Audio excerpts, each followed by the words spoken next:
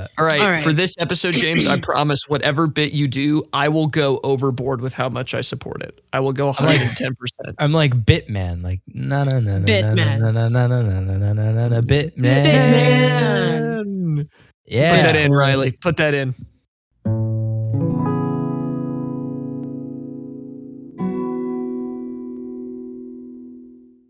This week on Socratic Cinema. The newest Pisney movie is the most Bibli thing ever. It's the most Gixar. I'm calling it Okay. the Socratic DeLisio Pixar Deep Curve. Of course, he tags his name onto it. He doesn't need me. He doesn't want me. That and you was- don't either. I was like, this is so unnecessary. It was stretching my disbelief. It was stretching. Hello, everyone, and welcome back to another episode of the Socratic Cinema Podcast. My name is Kasey Clark. My name is James DeLisio. And I'm Charlie Heatherly.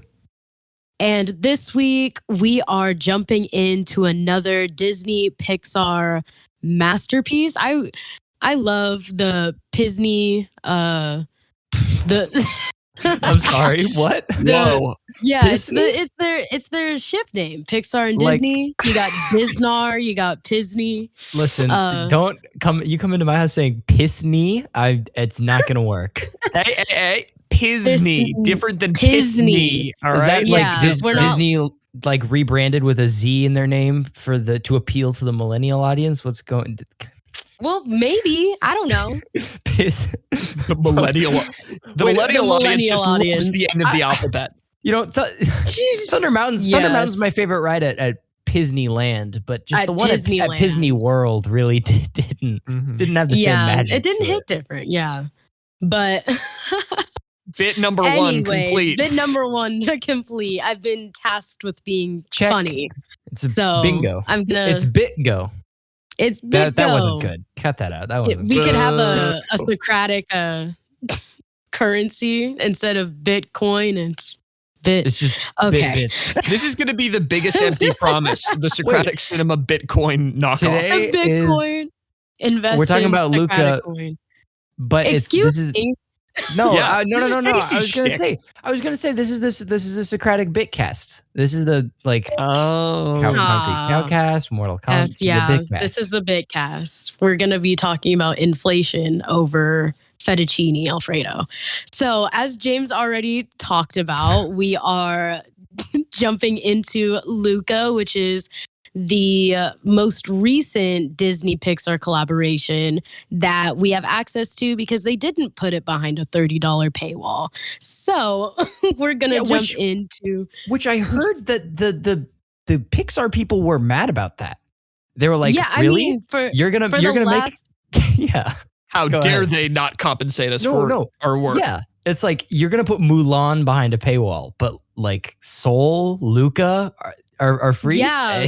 It's all kinda- the Pisney collaborations. I'm gonna make this work by the end of the but you really gotta lean podcast. into the hard S. the Pisney. Yeah, the Oh, Pisney. say hard The S. Pisney. Collaborations have not been behind a paywall, which I think is interesting. I mean, I love me some animation, so Yeah. I can openly just choose not to watch the reboots. But now, I have my charcuterie board of Pisney content that I can Yeah, that look, I pay- can consume. compensate them for their work, but also at the same Yes, time, I'm not please. I'm not complaining about not having to pay extra money on top of the subscription that I'm already paying Yes. for. Well, yeah, they get Definitely. paid hourly. They're fine. Like, they're making Yeah, money. it's fine. Jim Gaffigan is in this movie. When did that happen? Yeah, Jim he's the Gaffigan? dad. Oh my God, he is the dad. Wait, and one of the kid who was in It and also Shazam, Jack Yeah, Dylan D. Grazer, Yes, He's I love there. him. J.D. Gray's phase is in it. Yeah, guy from J.D. Wonder? Gray's. Is Was in he- it He Jacob was Tremblay? the Wonder. Yeah. Wait, Holy Tremblay is crap. Wonder Boy? Oh my Yes. gosh. Isn't that What is- crazy? This is stacked. Right? Yeah. Very. So now that Cool. we've talked about the cast, Charlie, how did the movie make you feel? Ooh, okay. So the Pisney collaborations, I will say, in recent years have given me the initial vibe of this is going to be the fall. Like, this is the end of the Roman Empire. They've finally done it. They've made a garbage movie. I thought this for, what's the one with the 2 blue elf people that go on the adventure? Onward? Yeah, that one. Onward. I thought this for Onward. I was like, this is the dumbest execution of this concept I've ever seen. This is such a lame idea. And then the movie blew me away and it was lovely. The same exact thing happened with Luca. I was like, the animation looks garbage. This is such a boring story. And then I watched it and it's just so fun. And I'm tired of Pixar like converting me halfway through their movies because I just want to like be right with my initial observation for once. But they're just so infectious. And I think that this movie, especially with the way that it actually said to kids like, look, you should probably have a little bit of fun and be a little bit exciting and adventurous. You know, silencio, Bruno. Like, that thing is wonderful. That's like my favorite thing that they've done in such a long time for telling kids how to explore their childhoods and telling them to explore their childhoods in an age where it's so easy to just sort of stay inside and, you know, watch media and content like the stuff that Pixar is providing. And Socratic cinema. And Socratic cinema, which you absolutely should stay inside for. Don't listen to Bruno. Yeah, don't listen to Newsom. Stay inside. Whoa. Period. Stay inside. Shut your blinds. Podcast. Yes. Close the blinds. Stay inside. Put your mask on and watch Socratic cinema. Yeah, that's for Californians. Silencio Newsom.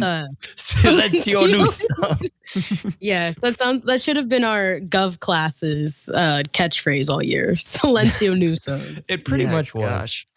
Gosh, we are not a political podcast. We're not affiliated with either the Republican Party or the Democratic Party. We're actually affiliated with libertarians. The Green Party. So, yeah, Green Party. I was thinking Green Party, but well, I mean, you know, the Libertarians do have Vermin Supreme as one of their chancellors. So, Vermin Supreme.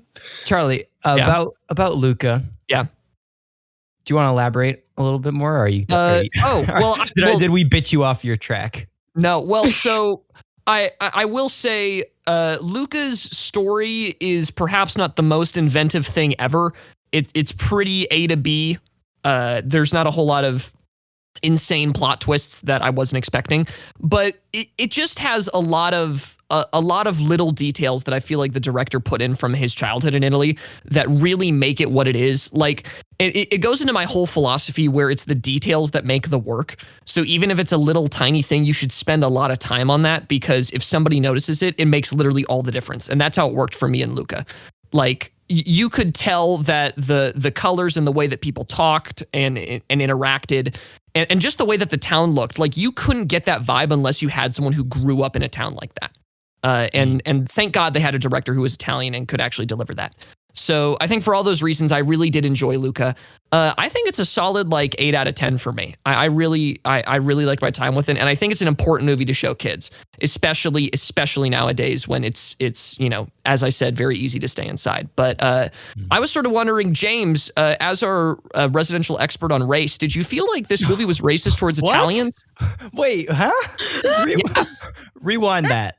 The triathlon. Do you not the Italian triathlon? Oh my! Where instead of running, they have you eat pasta. You sly.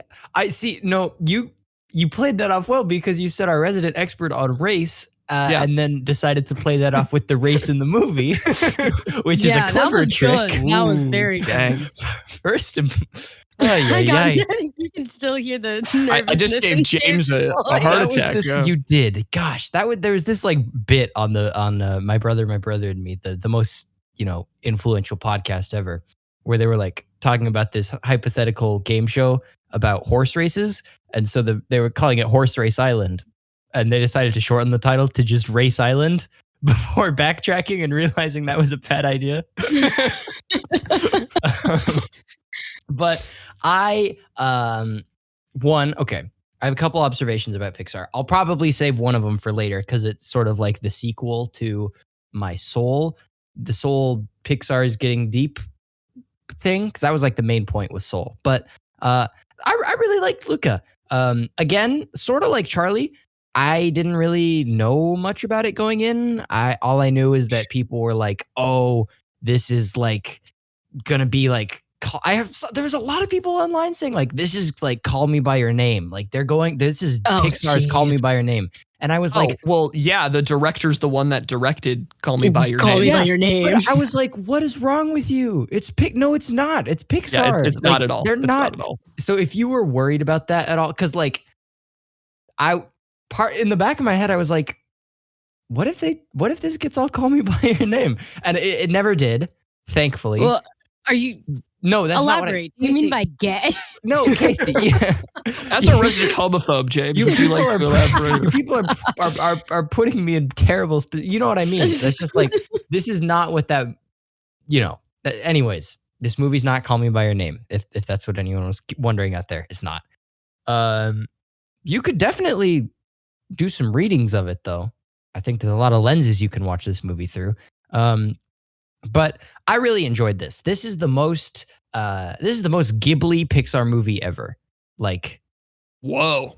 Oh, that's a take. That's a take. Jesus. Write that one down on a stone tablet. That's it. Luca is the most. Okay, Moses. Putting that on the thumbnail. Luca is the most Ghibli Pixar ever. That'll get clicks for sure. Using Ghibli as an adjective in Pixar. Bibli. Bibli. The newest Disney movie is the most Bibli thing ever. It's the most Gixar. My friends call Disney movies pissers for short, just because that's like it's a nice little abbreviation. But this was very enjoyable. I thought it was a nice, like, pretty straight up and down story. Like Charlie said, it's a little tropey. It's a little predictable, I feel, but I don't think that's necessarily a bad thing. It's not reinventing the wheel.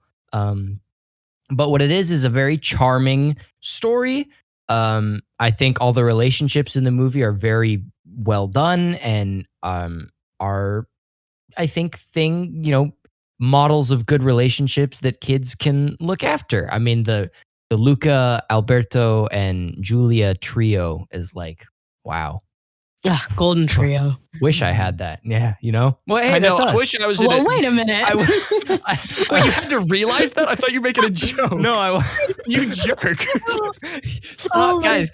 Let's not let this episode be the one where I finally crossed the line. Kasey, what did you think about Luca? Get me out of here. Man, all right. I'm swooping in. Luca was really good. I feel like I agree with all of your guys' points. It was honestly not something that I haven't seen before. Like when I was watching, I'm like, okay, this is very reminiscent. Like we get the parents don't want you to go do something from Ariel. And then we get like, oh, he's a sea monster. He's trying to, like figure himself out, but also has this like paranoia and fear of going to the surface. It's a very cut and dry like formula thing. But I feel like throughout the movie, they added like the best parts of the movie were their like visual elements, like as Charlie was talking about, like the details that really, really make the movie enjoyable. Like you really have to like pay attention to the movie. Like I feel like the animation style, it kind of grew on me. Like when I was first watching it, I was like, okay, this is like, not like what, like it's not. It's not like Pixar style. It's a new style. Yeah, it's not Pixar stuff. It was very, especially in the underwater scenes, it was very like reminiscent of like, okay, this is like top tier, maybe like DreamWorks stuff, but I'm not giving like Pixar from it. That's such a roast. That's such yeah, but isn't that a roast on Pixar or on DreamWorks? The slander either way. It's a double roast. It's a double roast. But then once we get like up in the town, and we're actually like getting more stuff to look at, because I don't know, it's kind of hard when you're just underwater, it feels like that's a very, kind of flat, lame, womp. But boring. Even like the character designs, like I feel like the best character design underwater was the Uncle Grog. Yeah. Ugo. And I was like, killed it. Ugo, yes. Grog? I don't know. Grog, it's fine. But even like one of the main details that stood out to me, like when they tried gelato for the first time, and then they have like sorry. I forget if it was both the guys or just Alberto. His like pupils dilate when he tries it. And like Oh, I thought that was such like a cool little detail. And overall, it's just a really it's a really good movie. I felt like even like the twist at the end where it's it's not really a twist, but it's like the grandmas or the that have been like kind of cameoing it's like throughout a the movie end up background being twist. fishes. Yes, background twist. And it was a really enjoyable movie. I know you know what I'm gonna give it. I'm gonna give it a hearty 8.5. I would Wow. say the same. Shake my hand, Kasey. I will shake your hand. Virtually. Virtual handshake. Yes. Yes. Wait, did I give a Yes. movie the lowest rating? Is it back to the balance and the force that We are in was some meant to be? season 1 territory right now. I think so. Oh yeah. my god. I can't believe That's it. crazy. I mean, fair. It is an 8 out of 10. That's, not very That's different than an 8.5. But Yeah, that's still is above average. I'm waiting for another Over the Moon where I give a movie a 4 out of 10, and then you guys are like, yeah, it's just like an 8.5 out of 10. Over the Moon is like Yes. the most soft-boiled 7 I've ever seen, I think. It's just like No, it's fair. it's like Over the fine. Moon is creatively offensive, I think. Okay. Well, this isn't about Over the Moon, is it? Yes. You know Kasey, what? yeah, Before we go move for it. on, I want to actually touch more on the point of what James was bringing up about how this movie is like all the discourse about it being a Call Me by Your Name part prequel, whatever. There you just the Not a little prequel. kids. Wait, let me not say that. A Pixar version of Call Me by Your Prequel. Name. Because I actually was talking to my mom about it because I'm like, oh, there's all this discourse about on Twitter about like the ending scene and how it's like, people reading into it, like, oh, it's Pride Month, there's a Their little little flips bit of wrist, maybe. flips wrist. And I was like, and we were just talking about it.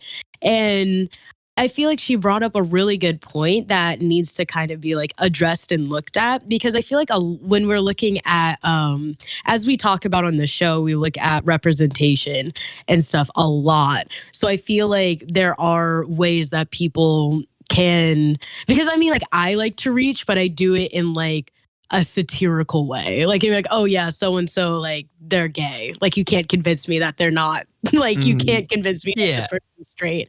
But usually I'm like joking unless I'm not. But I feel like in Yeah, I'm in, lying like, except for when I'm telling the truth. the truth. Yeah, exactly. You'll never know.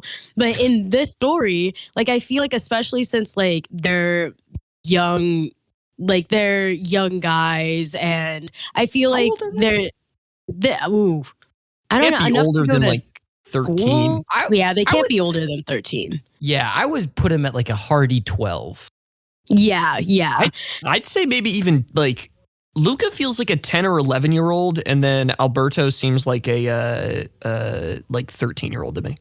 Yeah, because They're definitely middle Ercole was schoolers. 16. Yeah, they're definitely middle schoolers. Which makes sense with the whole like, oh, Ercole, like you're too old, and he's like, yeah, being a high schooler stuck in his peak years.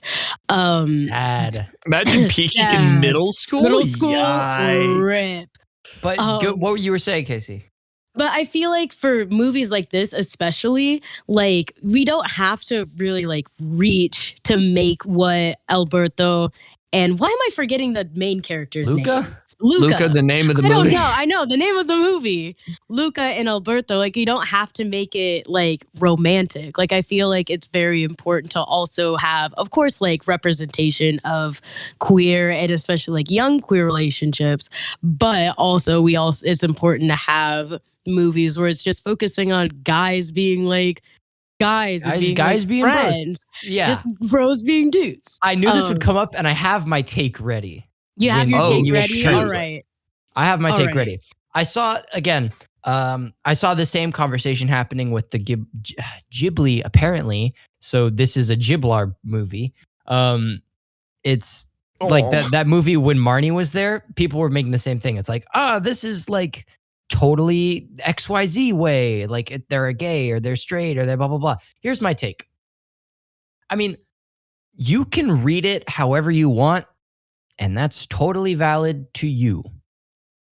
Yes. That's basically my take. Like, both Mhm. readings of it can exist separately from each other. And so if you like the, strong platonic friendship take, which I mean, I probably lean towards, I guess, just because I love that. Like, I'm a sucker for that. And I think that's really important. I think kids need to like know that you can have affectionate, like close friendships, and it doesn't necessarily have to be romantic. Like you said, like guys being dudes. I think that's, important for kids to see those sort of healthy things. Um, and I feel like, but also if you want to read this as like a, call me by your name, queer coming of age story, you can have that take. Like, oh, if it's not canon, who cares? Like, you're allowed to have different readings of texts. That's like basically the basis of analysis is like, I'm going to read this through XYZ lens. Okay, cool. Like that's just as valid, and it can exist within a like equal but separate, universe, I guess. Like, I think I think you can read it as either or. It's just your opinion, dude. That's my take. For Who sure. cares? Yeah. And I think Yeah. that I fall, or I just take both your guys' opinions, and that's effectively mine. I think that shipping everyone and everyone is super fun. Yeah, fun. Yeah, factual. Like shipping Troy and Abed as a couple in Community, great. I love it. Yeah. I've Even never though heard of Low. You've never heard that? No, see, I don't know. I feel so starved of positive dude bros that whenever I see him, I kind of latch on. Like I Troy see. and Abed or Luca and Alberto. I see. Or I who is it? getcha. We talked about it with the dudes from Tenet. Like, Oh yeah. you can totally read that as like, oh, great, affectionate, like healthy friendship. Or you could read it as like Flip's wrist. Wow. And like gay. and like good it's for fun. them. It's fun. Like what, Mhm. whatever. It's like, yeah, people can read things however you want is my point. Yeah. And I will say, I think specifically for Luca, I don't think there is a very strong case for a romantic relationship between any of the three members. Yeah, I'd agree with that. Yeah. I think that it is all very clear that they're pretty much friends. And if you are seriously trying to make an argument that like they have a romantic relationship, either with the girl or with the two boys, I disagree. I think that it would be very hard for me to be turned on that. I think they're too. I mean, at some level, like, why are you worrying about these little 12-year-olds and like what they're getting down to? Like, just let 12-year-olds don't need to be worried about that, man. Let them have fun in Italy in the summertime. Like, gosh, man. Well, yeah, and I think that it's important. I mean, because I think you said a very important point, James, which is like people should read into it what they want. Like, if there is a young gay boy who sees this movie and sees him and like, his crush like in the characters of Luca and Alberto, I think that that's great. Sure. And I think that's Yeah. awesome. Like literary, like analysis wise, I would say that they're friends, but I think that you should be able to read into it and see your own experiences in them, however you want, however you. Yeah, fix yeah. it. No, what I meant, my point with that last section was just like, at some level, don't get too heated about whether or not the 12-year-old Italian kids are like smooching or not. Like, For sure. that's not, Right, definitely. that ain't what this is Especially- about. Especially with the 12-year-old thing, like the underage stuff, it's a little bit weirder. Hey, it is like Call Me by Your Name. Oh, okay. All right. You didn't want to review that Whoa. movie. I Let's think not. that was. Yeah, listen, you I think, explicitly said no. Listen, Call me by your name. Lisa. I wanted to make Army Hammer cannibalism jokes, and you said no. I know, and you I- said no. You know I how was many being- bits we could have got after I out was of that, literally making a and joke. figuratively. Silencio, Jamie. I don't want to hear it. I think Yeah, that was a good thing that needed to be brought up, Kasey, and I think that was a good way to start our conversation about this movie, because that's like the most topical thing that's being talked about, which is a shame, because there's like beneath all the discourse, there's a really enjoyable, like, there's a lot else to this film that deserves praise, you know, disability representation too in the dad. See, that was really great. Good. It was so fluidly put in there that I didn't even think about it. I was like, oh, he was born with an arm. Cool.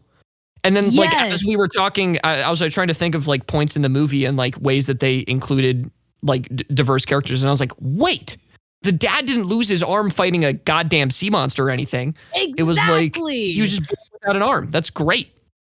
Yeah, and he's super chill about it. And he was like, oh yeah, I was just born like this. And the movie was so chill about it that I didn't even like, I was just like, yeah, okay, cool. This is a one-armed dead man. Like, yeah, which totally like it fits into his character, you know, like that dad character. I love the design of like big eyebrow, big mustache dad. Oh, yes, immaculate. So what was that? Cloudy with a Chance of Meatballs. Yeah. Like, yeah, it's a very classic design. I just love it. I love it so much.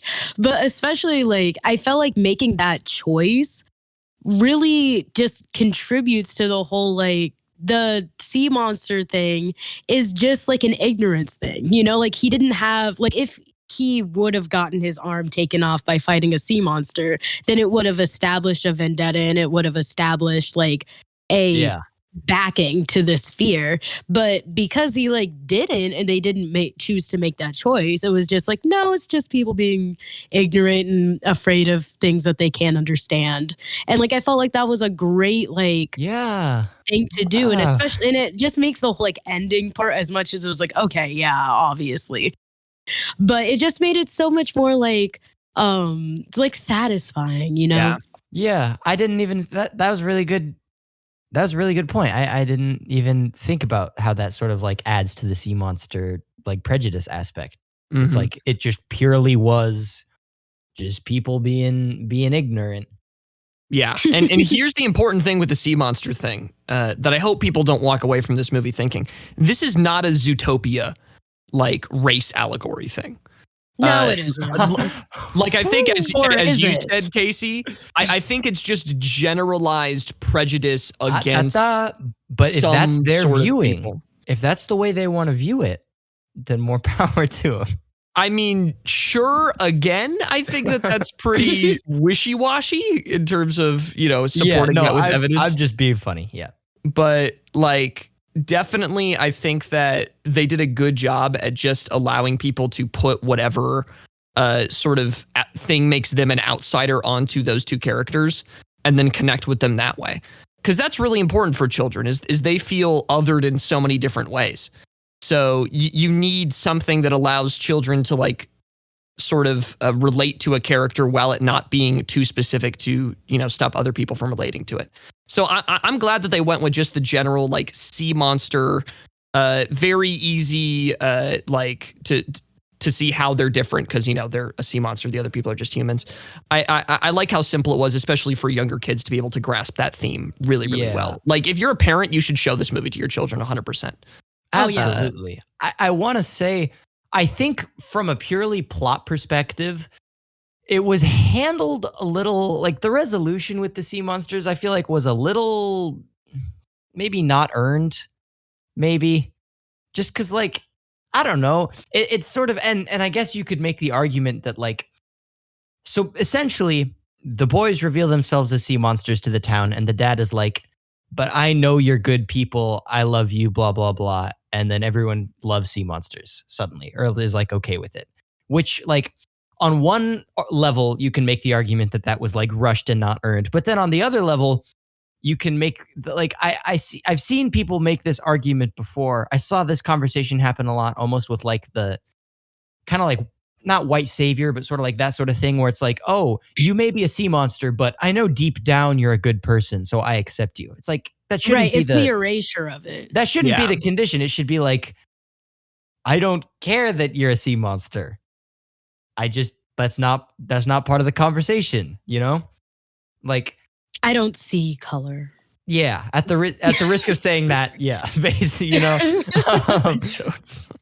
yeah, but do you see what I mean? It's sort of like that can be I don't think that was a problem in Luca, really, but like if this was trying to be a racial commentary or anything, it probably would have been a little more of a problem because it's like it's like, in spite of the fact that you're a monster, I still love you because I know you, like, you're exceptional and you have, like, you're a good person beneath. It's like, Yeah, that would be way more problematic. that's such a bad thing. That's such a, yeah.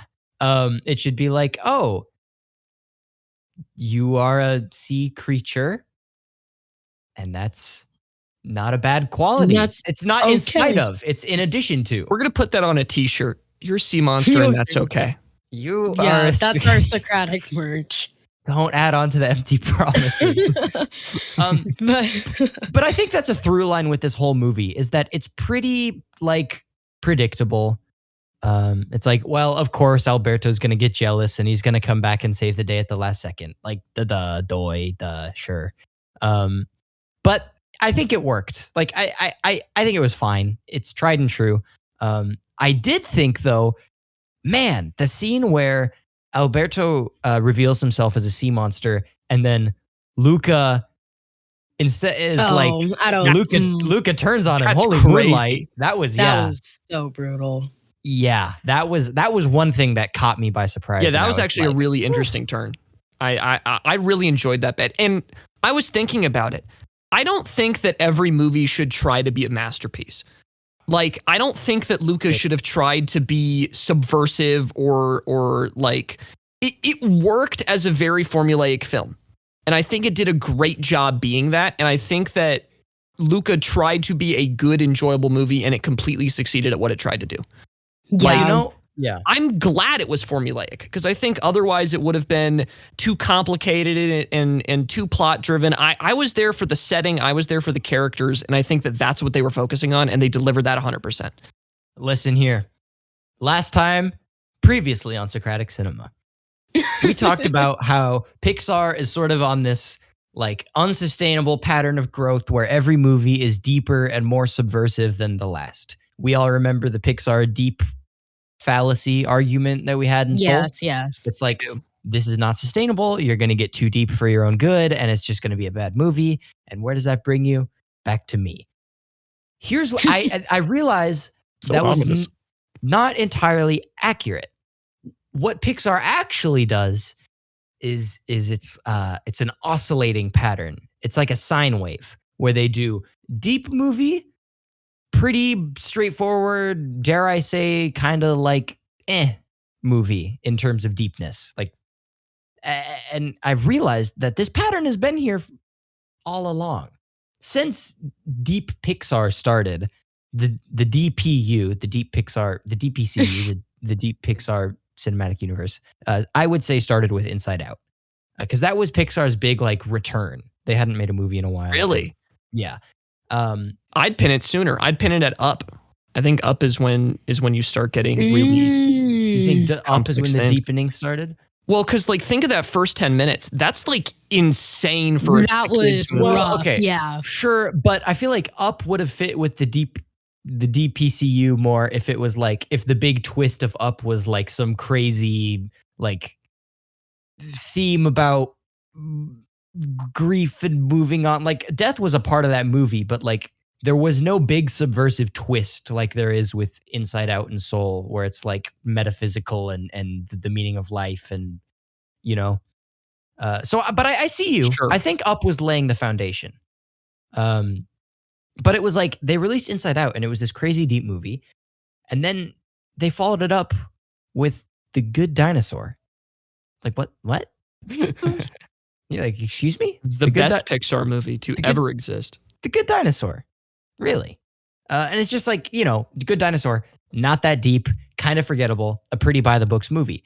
And I think that pattern I think that's the role that Luca fills. Like, Soul is to Inside Out as Luca is to The Good Dinosaur. I think Luca is, like, not forgettable by any means. I think Luca's a great movie, but, like, you have this crazy world-shaking, like, mind-boggling movie like Soul, and then you get Luca, which is very light, very jovial, very whimsical. What other adjectives meaning, like, cheery can I throw on there? But you know what I mean? It's like, Yeah. they cut up the deepness with light movies, and I hope they continue to do that. but the deep ones just seem to be getting deeper. So it's like a sine wave where the peaks get bigger every time. We'll see what happens next, but I just had to inform everyone that I've made an update to my scientific model. Mhm. I'm calling it the Socratic DeLisio Pixar deep curve. Of course, he tags his name onto it. Yeah, The right. SDPD curve. Well, so let's see how correct this is. Let's go through starting and Inside Out their movies, and you tell me if your curve is correct. All right. Okay. Do you have it up? I have it up. Oh, Okay. period. Inside Out, Good Dinosaur. Okay. That's our first deep, not deep pair. Finding Dory, Cars 3. I would say that, I would honestly say that works. I'd say Finding Dory was deep-esque, and then Cars 3 was the light one. I think Finding Dory is deeper than Cars. Yeah. For sure. Coco, Incredibles 2. Perfect. Checks out perfectly. Yeah. Okay, here's what it gets interesting. Toy Story 4 and then Onward. That's hard. I think Onward is deeper than Toy Story 4, but Toy Story 4 had some deepness to it too. With the whole Toy Story, I think, has always been a very deep series. Yeah. It has always dealt with the themes of childhood and what it means to play, and like how do you move on from having that much creativity and imagination as a child, like the passing of responsibility of like free time and imagination when he gives the toys to the kid. I hear you. But Onward was deep, man. No, Onward was super. Oh my God, the parental themes. Yeah, the grief geez. commentary. Yeah. So that one is a little shaky, maybe an outlier, but overall, I think my model holds up. Oh, wait, and here's the future here's the future pair. You ready? Mm-hmm. Turning Red, which is the movie about the girl who turns into a red panda. And then Lightyear, the Buzz Lightyear movie. So Turning Red better Voiced be by deep Chris Evans. Voiced by Chris Evans. Yeah, voiced by Chris Evans. So yeah, Turning Red better be deep as hell, or else I'm gonna look like a fraud. You have your entire career riding on this. I know everything I am. I think though, like maybe I'll make a mock-up of the Pixar deep curve and post it on our Instagram and say, "Oh facts." yes, my God, guys! Wait, Glixar is deeper than we thought. Pixar assisted in the English localization of several Studio Ghibli films, mainly those from Hayao Miyazaki. Although Charlie, technically it's pronounced Jalixar. Jalixar. Oh, I apologize. Yeah. Also, I was watching one of the like shorts that they have available on Disney Plus, and the Porco Rosso. It's related to the James you were talking about, the Miyazaki movie, and it is actually Porco Rosso. Porco Rosso, and it's actually like connected in that way. Oh, cool. Yeah, I think, confirmed. The Jalixar theory. I think that this movie, I was going to say, because I think my take about this being the most Ghibli Pixar movie ever, I stand by that, I think. Just the vibes, the aesthetic, the very like walkable small town by the sea, very idyllic, childhood summer. That's a big theme in a lot of Ghibli. Like childhood, I'm looking at Totoro. I'm looking at Spirited Away. I'm looking at even like Up on Poppy Hill. Like this is a very like if this was animated in the Ghibli style with maybe like a little bit less of a rambunctious plot, I would be like, totally, this is a Ghibli movie through and through. Wait, guys, I just had a genius idea. Mm-hmm. All right. We haven't done a Socratic Smackdown in a while. Not for this episode, but this is an announcement for the rest of you viewers, listeners, whatever. What if we did? For me too. Yeah, it's an announcement for everyone. What if we did an episode where the three of us draw straws? The person with the shortest straw gets DreamWorks, and then the other two people decide between Pixar and Studio Ghibli, and we decide which animation studio is best. I'm gonna get. I'm gonna be the person with DreamWorks Megamind. has some. Yeah, exactly. They have their work cut out for them. That's hard. Wow, that would be a great Socratic Smackdown. Let us know in the comments if you would like to see that. I'm trying to think about. Wow, I would be praying that I got Ghibli. I thought with the draw straws thing, so the person who draws the shortest straw gets kicked off the show. Yeah. Well, what's that? We're thinking short of thinning story? down. the lottery. Oh, yeah, the lottery. Where Oh, it's I like, love the you won the lottery. lottery. And then they just stone the person. It's Yeah. like, jeez. 26,000. Then the Dollars? alternate in the height. Yeah.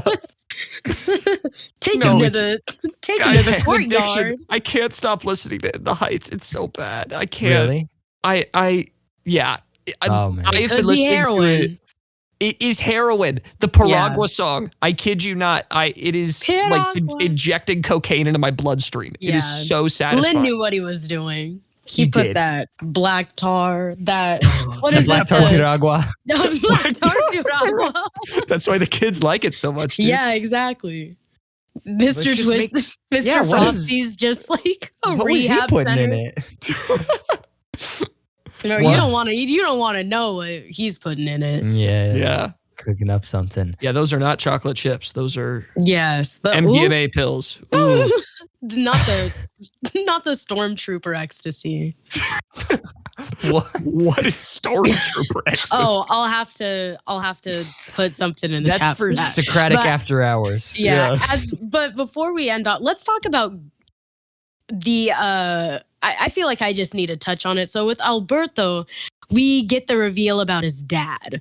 So as a person who that can be kind of triggering for, let's just talk about this theme. Does anyone have like as a any- plot device? yes, as the abandonment / no parents trope that Oh, Pixar you're is right. Yeah. eating the light, like they beat that trope within, like not even within an inch of its life. Like they resurrect it multiple times just to beat it to death again. It was contrived, predictable. I think as soon as he was like, "Oh, but my dad's not here most of the time," I was like, "Okay, here we go." Like, all right, I know this is gonna come back and it's gonna be his tragic backstory, and it was. And like, look, it was emotional. Like I felt sympathy for him. You know, like I was sad when I needed to be sad. I guess it served its purpose in the story, but like.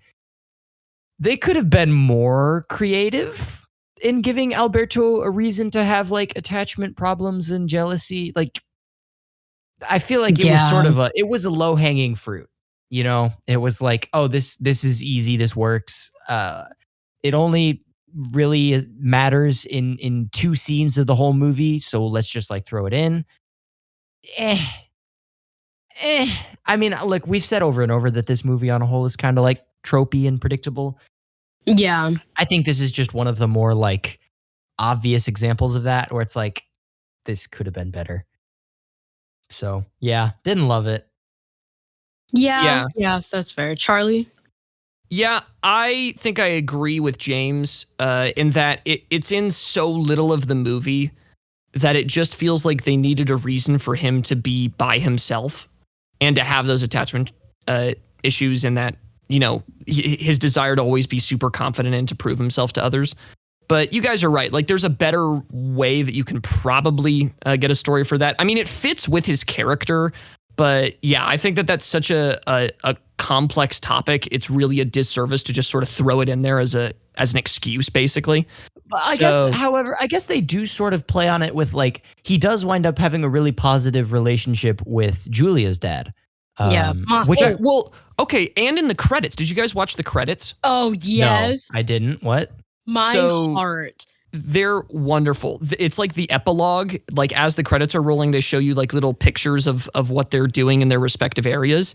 And Alberto is like living it up with the Italian family, and that's super sweet and fun and nice.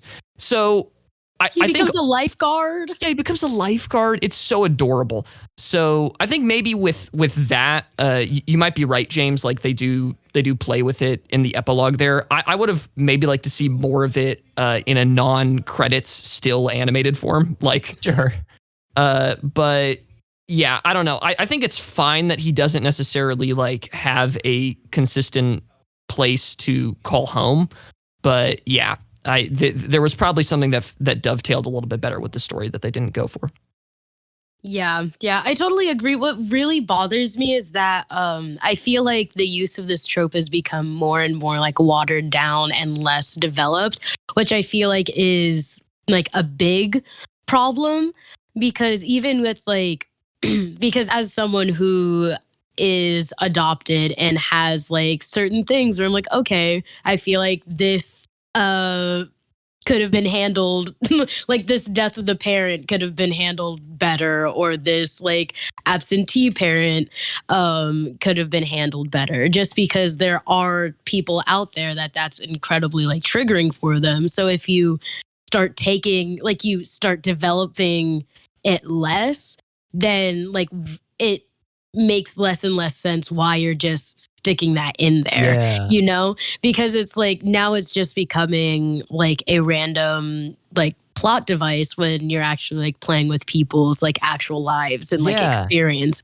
Like Which, I think yeah. I think back a few decades to something like, I mean, the way they handled this sort of trope in like Fresh Prince of Bel-Air or something, like way Why don't you better. love me, man? Like Whoa, a Fresh Prince of Bel-Air reference. yeah, whoa, hey, Yeah. we're covering all far miles better. Like it's nuanced and it actually like impacts the character and Yes. it's like, you know, realistic and so emotional and well written.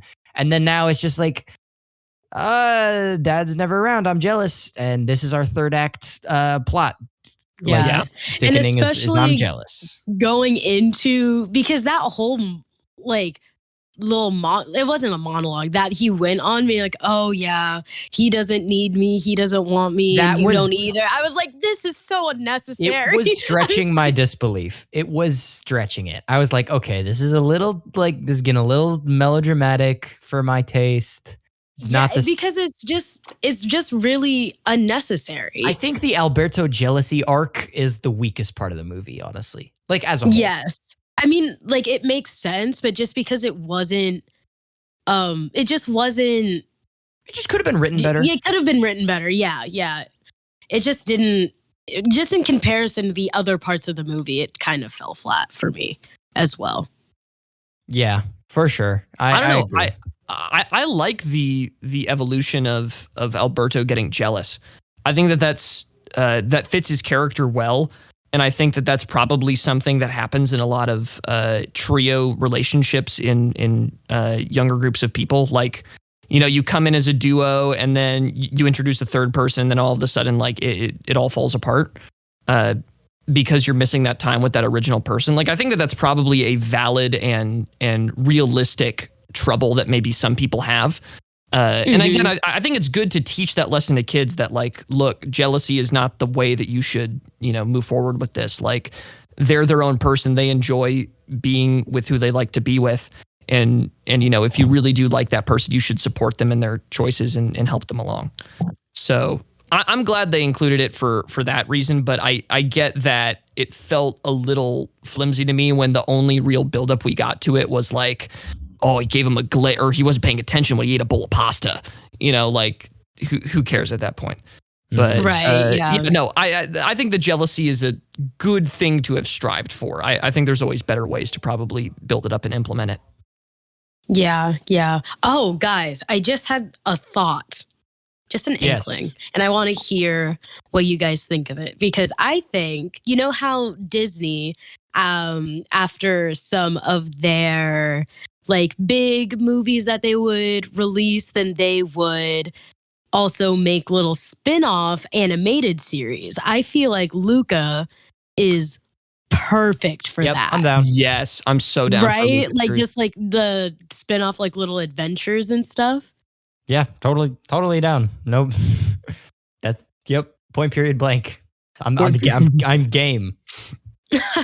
Let's do Yes, let's do it. Are you like let's like us? Let's make No, it. Yeah, let's yeah. do it. We're- I'll be we're- Luca. One of you can be Alberto. You choose, and then we just do an entire series, and we're fun. Yeah. Mm. I'll be Massimo. I'll be the dad. Hello. Hello. Alrighty. Well, All right. Are we going into the spiel zone? The spiel I'm zone. tired. Aren't you? Oh, you Yeah. tired. You finished the Poderoso Cup, right? So Yeah, I did. I did the whole race as a the race whole expert. race, the itis is kicking in. Yeah, as our Man. resident race expert. Our resident race expert. Okay, dude. Well, let's do a spiel special where I say, like, we go down the line. So, like, I'll say a word and then Kasey says the next word, and then Charlie says, so, like, thank You Viewers, for watching this podcast. you can. Oh, dang it. Kasey, oh my gosh. I'm Yeah. sorry. If this was improv class, you would be kicked out. Here, ready? On our website, you can find links to all our social medias where you can follow us, like Twitter, Instagram, And the other one that we have, Twitch. Oh, If you would- Facebook. are we, If I was you would gonna like, say Facebook. if you would like to support us financially, you can become a Patreon, And donate. at PayPal. Go to patreon.com/Socratic Cinema if you would like to financially support the channel. It means a lot. Every dollar counts, and you get access to cool perks and behind the scenes content. And please share. with Your Friends. we did it.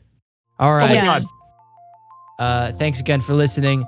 This has been another episode of the Socratic Cinema. Podcast. Adios. Adios. Adios.